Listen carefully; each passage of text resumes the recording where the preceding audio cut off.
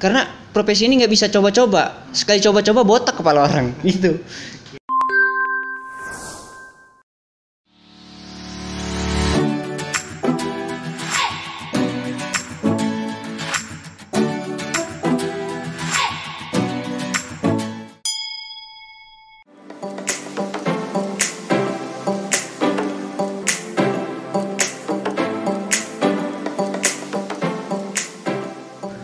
Perkenalkan, nama saya Bobby Mario Arista, sering dipanggil Mr. Bob.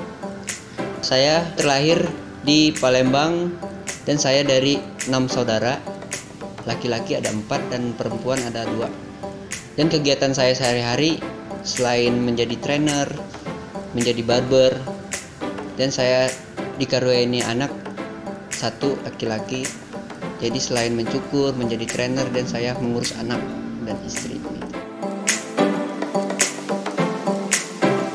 Jadi saya dulu di tahun 2013 akhir saya sempat menyelesaikan kuliah, ngambil jurusan tuh akuntansi perpajakan di salah satu universitas di Palembang.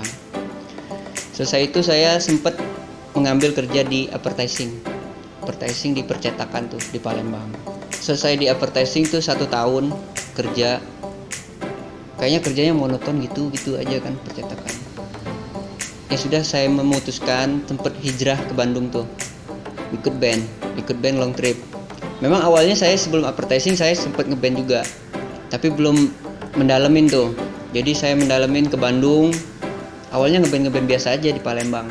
Kayaknya enak juga nih, berangkat ke Bandung, ikut band long trip. Gabunglah sama anak-anak Bandung itu, ikut manajemennya. Jadi dulu sempat ngeband itu bingung.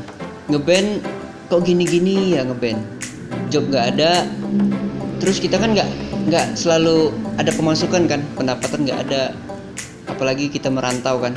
Ketemulah sama teman-teman anak-anak di Bandung barbershop. Pertama-tama kan asing tuh denger nama barbershop di tahun 2015 tuh, nggak tahu tuh barbershop tuh apa, nggak taunya tempat cukur kan. Ya nongkrong lah di barbershopnya. Ya ada tawaran, lanjut lagi ada tawaran tuh di barbershop tersebut. Ialah barbershopnya ya Siruskan dengan ownernya tuh Nirwan. Pertama kali cabangnya di Bandung di Setiabudi gitu. Sempat ditawarin mau nggak kerja. Udah ngobrol, kayaknya enak juga nih di barbershop, ya kan? Di barbershop menjanjikan nih, karena selagi bayi lahir rambut pasti tumbuh kan. Dan juga menjanjikan, sudah menjadi kebutuhan nih sekarang di dunia barber kan. Mulailah tuh berkeinginan pengen belajar gitu. Ditawarin mau nggak kerja di barbershop, tapi di Bekasi tuh, cabang dari Siruskan kerja. Saya terima tuh tawaran karena sepi job dari band long trip, nggak ada job. Saya berangkat lagi tuh hijrah ke Bekasi, tapi belum cukur tuh, belum belajar cukur, belum bisa apa-apa. Ya alhamdulillah di Bekasi selain barber, selain tempat cukur, dia menyediakan tempat laundry sepatu, Sos and Clean gitu. Laundry premium sepatunya. Udah tuh kerja saya di sepatunya gitu. Pertama kali belajar barber ya pas kerja di Bekasi, tempatnya di Harapan Indah di dekat Boulevard, cabang dari Siruskan juga. Saya sempat ngeliat teman-teman cukur, ada keinginan saya bisa cukur tuh. Kompromilah saya konfirmasi sama ownernya, yaitu Nirwan Afrido, dari owner dari Siruskan. Alhamdulillah beliau support, ditawarinya untuk kursus cukur. Mau kursus di Bekasi atau di Bandung atau mau di mana? Ya saya langsung bilang, saya pengennya di Palembang. Di Palembang juga ada tempat kursus, tapi hanya sekedar kursus doang, bukan belajar detail, belajar untuk cuma bisa cukur doang. Lagian juga saya udah lama tuh nggak pulang, udah 2 tahun nggak pulang, ya kan. Jadi saya kompromi, minta izin sama beliau dari Siruskan Barbershop. Baliklah saya ke Palembang untuk belajar kursus di Palembang, di salah satu tempat kursusnya di Palembang gitu. Banyak dukanya sih selain sukanya. Kalau dukanya itu kita harus memahami dan mengetahui tuh keinginan customer. Apalagi kita di dalam dunia pelayanan jasa. Banyak orang pasti beda-beda karakter, beda-beda watak, beda-beda keinginannya. Yang pengen dibuat yang kayak gini, kayak gitu. Dan harus ngikutin keinginan customer. Apalagi kalau customernya yang bawel, yang cerewet kan. Kalau sukanya sih karya kita tuh bisa diapresiasi dan bisa menjadi kebanggaan lah. Dari karya kita bisa membuat orang tuh tampil beda dari hasil cukur kita, dari pelayanan kita. Mereka puas, customer tuh puas gitu.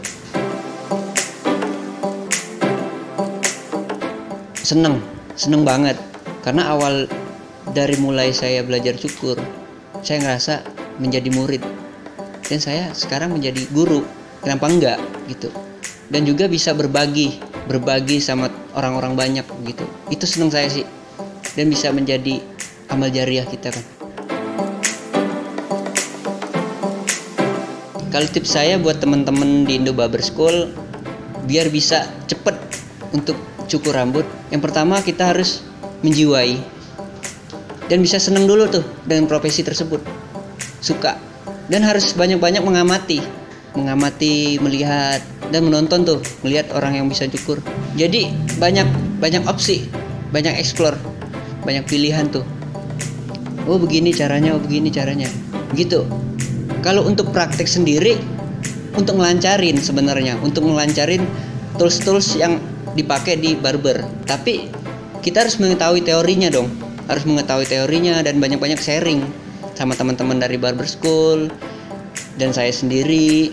Banyak-banyak sharing, banyak-banyak ngeliat, banyak ngamatin. Oh begini nih, kan banyak orang pasti banyak teknik tuh. Di situ kita mencuri ilmunya dan belajar dari ilmu orang tersebut. Oh begini gitu. Kalau menurut saya sih bisa semua. Kalau seluruh background, mau dia tukang masak, mau tukang bangunan atau pekerja kantoran, semuanya bisa. Asalkan dari nawaitu dia, dari niat. Beda nih, kalau dia pengen jadi owner atau pengen jadi pekerja doang, kan beda-beda tuh. Beda-beda. Kalau cuma sekedar menjadi owner, mungkin dia cuma belajar dari manajemennya atau belajar nggak terlalu dalam berkecimpung di profesi tersebut. Tapi kalau memang dia niatnya pengen jadi pekerja atau jadi SDM dulu baru jadi owner, dia harus mencebur biar basah tuh, biar tahu gimana sih profesi barber. Harus fokus, nggak ada kata terlambat. Walaupun dia backgroundnya apa, dari kantoran atau pensiunan atau beda umur, nggak masalah.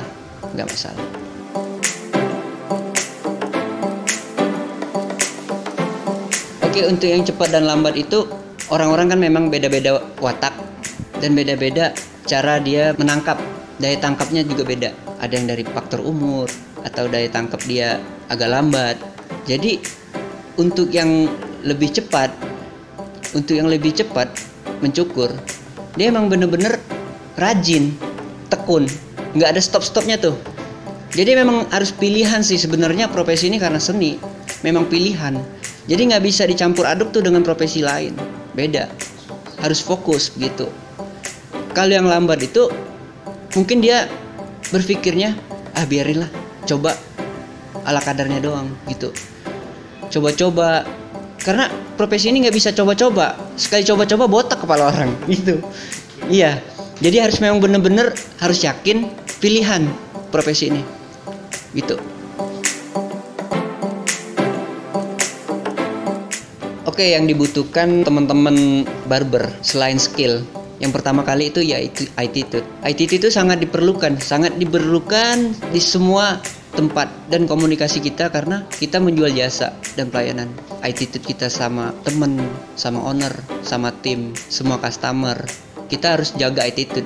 Walaupun skillnya bagus tuh, di atas rata-rata, attitude juga ada sama dengan nol gitu. Jadi yang dibutuhkan itu nomor satu tuh attitude. Di mana-mana kita harus membutuhkan attitude. Kalau skill tuh bisa diasah, bisa dipraktekkan, bisa diulang. Tapi kalau attitude nggak ada, udah kelar gitu. Tantangan saat ini yang ada itu karena di Indo Barber School kan semua kelas, semua umur, semua kalangan tuh open semua. Kita buka semua untuk kelasnya. Dan saat ini kan ada umur di atas rata-rata tuh, di atas 50 masih pengen belajar. Kalau udah di atas 50 tuh sama kayak orang tua sendiri. Jadi itu PR banget dan tantangan banget buat saya untuk mengajarin seorang orang tua. Salah sedikit kita bentak, kita keras, kan gak enak orang tua tuh. Kurang ajar ya kan. Kalau kita keras, kalau kita bentak, tapi kita pengen dia nge-push harus bisa. Tapi oleh karena faktor umur dan faktor sudah daya tangkap, daya ingatnya sudah kurang, kita harap maklum. Nah itu sih tantangan buat saya agar bapak tersebut tuh bisa nyukur gitu. Memang walaupun niatnya menjadi owner atau pengen bekerja atau pengen magang, tapi harus bisa nyukur gitu. Itu tantangan saya. Harapan saya untuk teman-teman di Indo Barber School, jangan sampai stop deh. Jangan sampai stop dalam arti kata selesai hari ini kursus, pulang ke rumah atau kemanapun lupa tuh, nggak diulang lagi. Jangan sampai hasil dari kursus nggak dipakai ilmunya. Jadi harapan saya agar teman-teman bisa mengasah tuh, bisa menambah jam terbang mereka, bisa kerja di barber, bisa mempunyai barber sendiri dan bisa dikenal sama orang-orang banyak gitu dan punya banyak langganan gitu. Itu harapan saya sih. Cita-cita saya untuk Indo Barber School dan saya sendiri, keinginan itu bisa menjadi kebanggaan saya dan bisa untuk orang banyak. Dan selain saya juga, terutama untuk Indo Barber School, saya pengen Indo Barber School tuh dikenal di seluruh kalangan dan seluruh daerah dan seluruh negara gitu. Jadi dimanapun berada, melihat Indo Barber School tuh enak gitu. Jadi harus banyak-banyakin cabang, harus mengeluarin SDM yang memang benar-benar berkualitas gitu. Harapan saya. Dan selalu untuk harapan anak-anak teman-teman Indo Barber School juga tetap selalu fokus dan tetap selalu bisa bermanfaat untuk orang banyak dan tetap humble gitu.